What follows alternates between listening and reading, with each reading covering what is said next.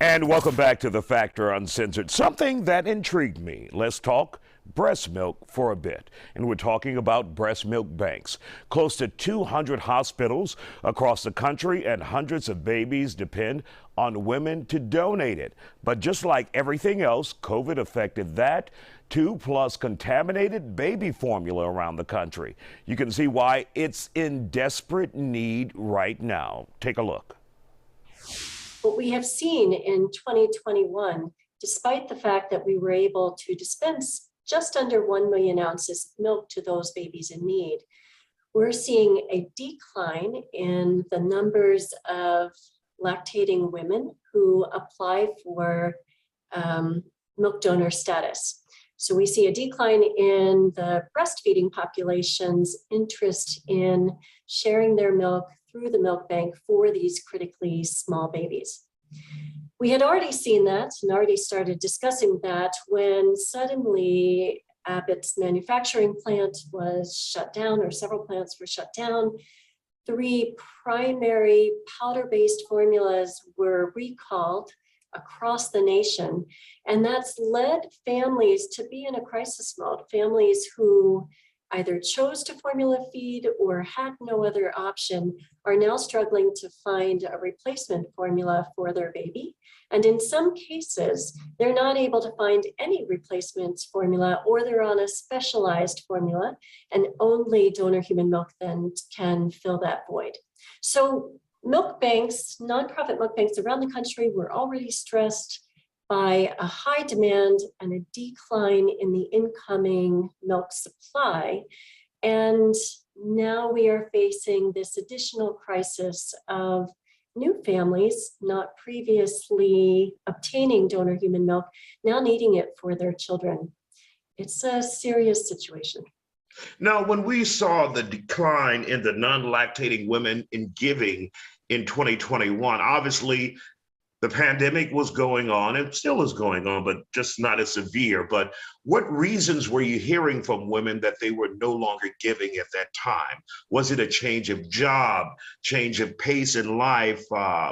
What reasons did they give, if any? In 2020, when the pandemic was first declared, we saw a significant increase in the numbers of milk donors and the volume of milk they were giving.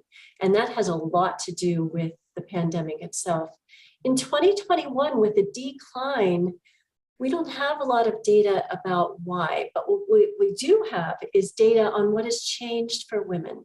Some women have returned back to the office where they have less access to their pumping equipment for expressing their milk.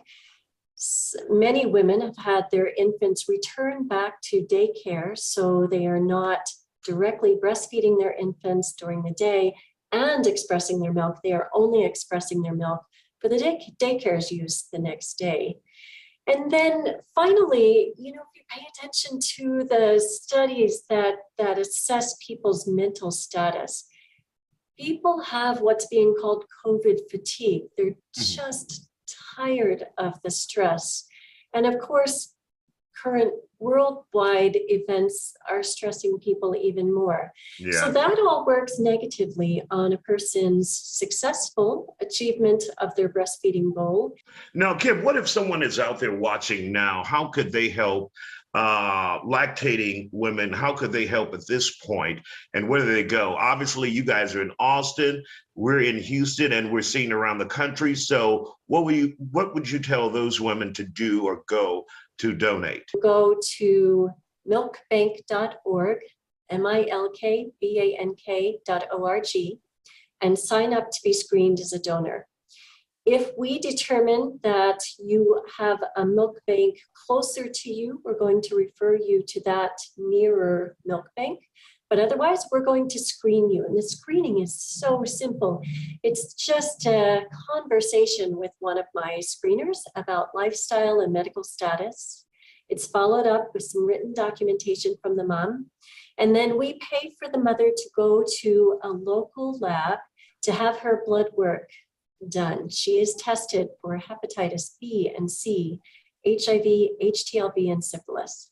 And all of that can be accomplished in one day. And as soon as those blood work results are in, as well as her documentation, I'm able to review that and approve her as a donor.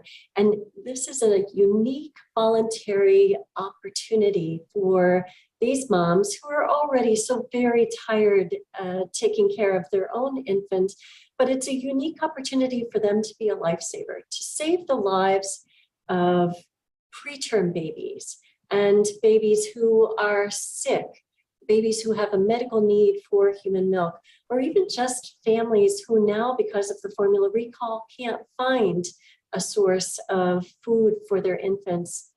These women who donate milk are saving their lives. Everyone has an opportunity to do that today, and I encourage them. All right, Kim Updegrove from Mother's Milk Bank in Austin. We want to thank you for your time and for the work that you do, not just in your community, but around the country. We thank you, ma'am. Thank you for joining us on The Factor tonight.